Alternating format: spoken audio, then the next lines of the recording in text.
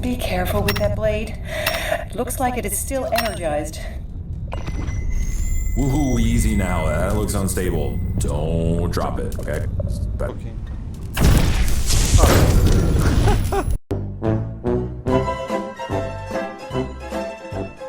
Hello folks, we are Dead here. Today I'm going to talk to you about a game that I really looked forward to play and my experience with it, Hubris. Hubris on paper should have been everything I was waiting for. A visually appealing native VR title rich with the exotic locations, action, jumping, climbing, swimming and craft mechanics. And still on paper it checks some of the boxes. However, once the wow effect of the great visual disappears, you're left with a bitter tasting that doesn't really go away. Watch this video to find out why without major spoilers. Let's talk about the gameplay. So, what this game is all about. You're kind of a space marine, a recruit of the Order of Objectivity, or O, as they call it.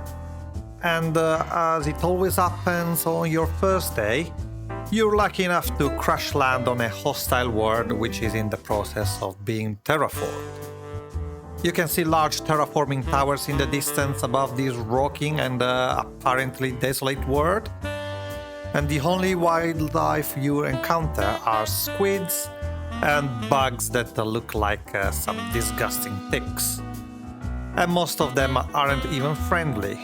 So your job is to kill everything and loot everything for weapon upgrade.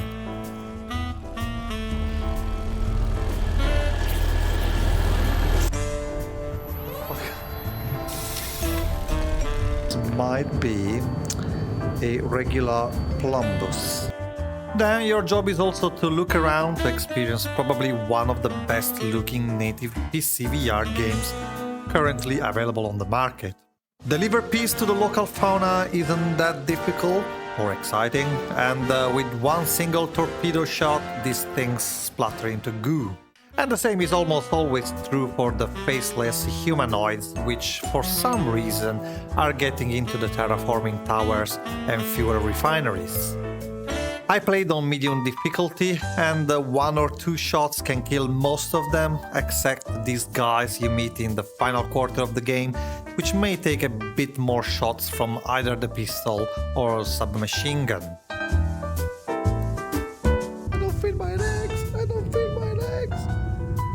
I don't even have a body, but I still have an inventory large enough to contain a shitload of scraps that I then put into a kind of a shredder, which gives me the relevant base material like metal, fiber, plastic and cyan, which appears to be something very special and considered illegal by the O. Looting and crafting is not bad, and the inventory system of reaching over your shoulder for either health or junk items works surprisingly well. The right shoulder is for health items and the left shoulder is for junk. So here is a look at the juicer you find at some point in the game, which lets you craft some health potions with the fruits you collect. You just put the stuff required into this machine and you get your liquid food, or you can also get guns in printers area. Now the most disappointing part is how Hubris performs as a shooter. Reloading and cycling through your weapons is pretty easy and intuitive, and I think is well thought. However, aiming and shooting the weapons is sadly lacking of substance, and it just doesn't feel right to me. I thought it was a matter of calibration at first. I spent some time calibrating it, but no, I don't think that's the problem. I couldn't really figure it out how pistol and submachine gun work, and I found myself shooting by instinct alone and correct my aim as I went, which wouldn't be bad if you could reload the magazine fast. However, although the reloading is easy as you just need to hold the empty weapon to your head, it is very slow and boring. AI isn't great as well, so you can just wait undercover and let the AI come to you one by one, which is not that fun. And although they are fairly dumb, I think they are quite accurate in their shots. One of the two types of soldiers, the one you'll see in the 99% of the time, is this standard idiot who vaporizes with one or two shots. And then there is the other one, which is a little bit more resistant, but is dumb as well and doesn't really move. Sometimes I manage to kill them or them even shooting a single shot. There's also some flying enemies. There are basically one type of drone you'll regularly come across. And then there is a kind of magnetic mine that will follow you around until you die or it dies first. Anyway, all of them are bullet sponges with no discernible weak points. Apart from the shielded mine, I guess, which can either be disabled with a spare battery orb or by shooting it from above or below. And then there are some frustrating moments like this.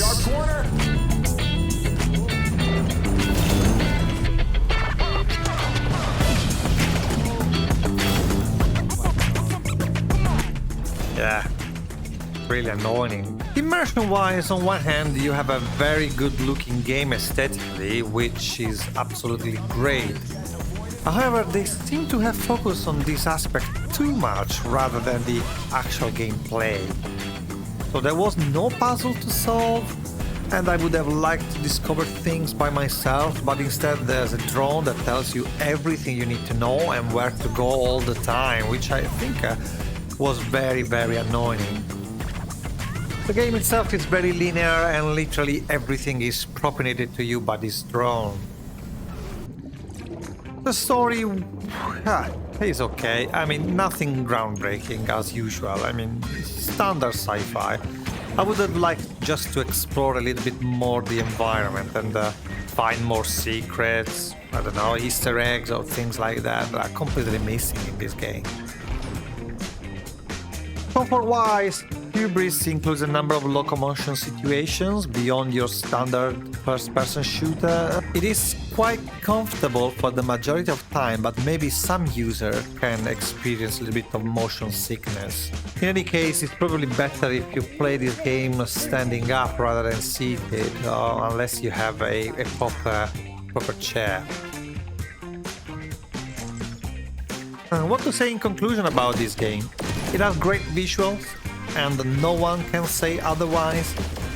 But in my opinion, the game is too shallow to be engaging.